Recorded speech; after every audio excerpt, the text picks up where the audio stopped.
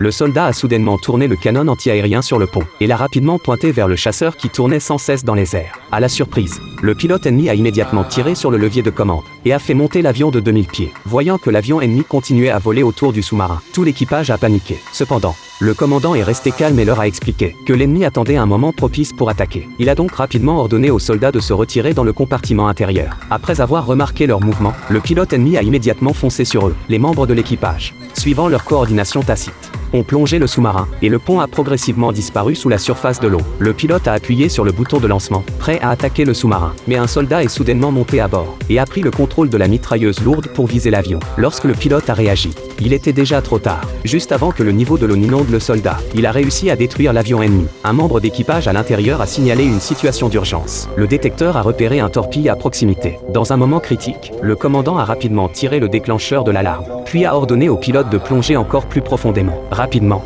la torpille s'est dirigée à grande vitesse vers le sous-marin. Tous les soldats étaient nerveux, priant pour passer à travers cette épreuve. Heureusement, la torpille a frôlé le sous-marin. Le manquant de peu, le commandant a compris que la position du sous-marin était désormais compromise, et a rapidement ordonné au pilote d'éteindre les moteurs, afin d'éviter les détecteurs radars. Le commandant a donné l'ordre de préparation pour l'attaque. Mais alors qu'il chargeait la torpille, les membres de l'équipage ont remarqué un nouveau danger. Une autre torpille s'était de nouveau lancée vers le sous-marin. Cependant, grâce aux interférences radars, la torpille a modifié sa trajectoire. Elle est passée juste à côté du sous-marin, frôlant sa coque. Bien que le bruit assourdissant ait failli briser leurs tympans, ils ont tous survécu. En même temps, le capitaine a donné l'ordre, et une torpille a été lancée avec précision, frappant le vaisseau ennemi au loin. Le navire de guerre a immédiatement explosé en une pile de débris. Cependant, en raison de la grande puissance de la torpille, et de la proximité entre les deux, l'onde de choc de l'explosion a affecté le sous-marin. Instantanément, le sous-marin a commencé à tanguer de gauche à droite. À l'intérieur, la situation est devenue chaotique. Non seulement une grande quantité d'équipements électriques ont été endommagés, mais un énorme trou a été percé, et une grande quantité d'eau s'est engouffrée dans le compartiment.